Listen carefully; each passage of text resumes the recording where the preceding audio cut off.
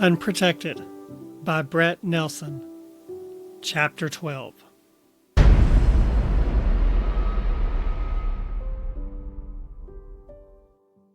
The acrid scent of cigarette smoke hung thick in the air while Metallica cranked at ear-splitting decibels from hidden speakers in the ceiling. Kenneth sat across the table from his buddy Charles with a basket of peanuts between them. He cracked one open, tossed the nuts into his mouth, and threw the shells onto the ever-growing pile. His lusty stare locked onto a waitress who tottered past with the beguiling swagger of her hips. She wore black rubber-soled shoes that glittered with sequins, fishnet stockings, black miniskirt, and a white skin-tight blouse with a plunging neckline that left little to the imagination. He grunted a string of obscenities when a peanut hit his eye and dropped onto the tabletop, followed by Charles' unctuous laughter. He massaged his eyelid with his fingers. "What'd you do that for? What were you looking at when that pretty little thing walked by? The same thing you were looking at. Don't distract me when a hot piece of tail is walking by." He chugged the remainder of his beer and slammed the stein against the table with a thwack, then grabbed the waitress's arm as she walked past. "Another beer, sweetheart?" The waitress snapped her wrist out of his hand and whirled around with a glare. "What have I told you about grabbing me like that, Kenneth? If you want another drink, get my attention and I'll come to you. But keep your sleazy hands off me. If I need to remind you of the rules again, I'll put a little bug in Randy's ear." He stole a glance at Randy, the beefed-up bar bouncer with ugly scars on his face, arms, and hands.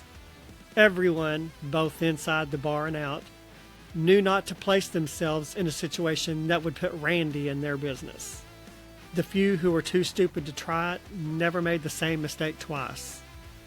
"Sorry, sweetheart. I didn't mean any harm. The name is Trixie, not Sweetheart." "Oh, knock it off, Rhonda. I've known you since high school. It's stupid not to go by your real name. What's up with that?" "It's to keep trash like you from knowing who I am and stalking me." She hiked up her already too short skirt and scratched her thigh with impossibly long acrylic nails painted a grotesque shade of blood red. "You both want another beer?" They nodded and kept their stare on her rounded derriere as she turned and made her way to the bar. "Thanks, Rhonda." Kenneth turned and winked at Charles with a sly grin. She whipped around and glared at him, then raised her hand and snapped her fingers over her head. "Randy?" She crooked her finger and pointed it at the table. "I need you for a minute. I'm sorry, Trixie. I meant Trixie." With a gulp, he pulled the stein to his lips, even though it was empty, because he needed something to do with his hands. Over the edge of the glass, he watched as the burly bar bouncer swaggered in their direction. "What's up, Trix?" He fixed a menacing stare at Kenneth and Charles. "Are these two girls giving you a hard time?" She jerked her head at Kenneth. "I think he has me confused with someone else. He keeps calling me Rhonda." Randy bent down until eye to eye with Kenneth. "What's your problem, lady?" Kenneth wanted to punch him in the throat. Instead, he gripped the beer stein until his knuckles turned white. "No problem. No problem." "Well, that's not what I hear." He pointed at Trixie, who watched with an amused grin. "What's her name again?" "Trixie. It's Trixie. Even for someone as stupid as you, the name isn't that hard to remember. Now is it?" "No, not hard at all." Charles chuckled at his friend's predicament, but the laughter was short-lived when Randy grabbed his shirt collar and pushed him against the back of the booth like a defenseless rag doll. "Is this something you want to involve yourself in, you pile of horse crap?" Charles's eyes widened, and he shook his head. He breathed a sigh of relief when the man released his shirt and refocused on Kenneth. "Now, where were we?" Kenneth didn't open his mouth to speak, which was the smartest decision he would make all day. "Now, what'd you say her name is?" "Trixie," he whispered in humiliation. Randy cupped his hand over his ear. Speak up, you no good piece of trash. I can't hear you. It's Trixie. Randy backed away from the table with a sneer and crossed his tree trunk-sized arms over his chest. If you think you can't remember it, tell me now. I'll arrange a quick meeting for the two of us behind the building. You won't be the last sleazeball to crawl home with his privates lodged in his throat. I read you loud and clear. There's no problem here. We'll see that it stays that way, ladies, because next time I'll drag you out by your heels.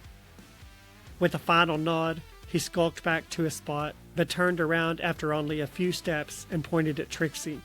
And if she isn't happy with your level of monetary generosity when you two pansies crawl home, I'll settle the issue on her behalf. Kenneth nodded, then looked at Charles with a murmur of profanity when the man finally left. That lugnut is a freaking terrorist. You can say that again. He glared up at Trixie when she placed 2 chilled mugs of beer on their table. If I meet you in a dark alley, you hoochie, you better hope you can run faster than my bullet, he thought. Can I get you boys something from the menu? Her tone was patronizing mixed with saccharine sweetness.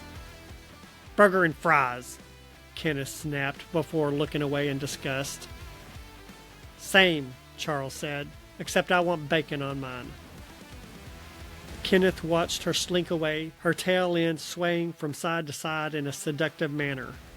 As she disappeared through the stainless steel swinging doors that led into the kitchen, she looked in Kenneth's direction and flipped him the bird with a smile.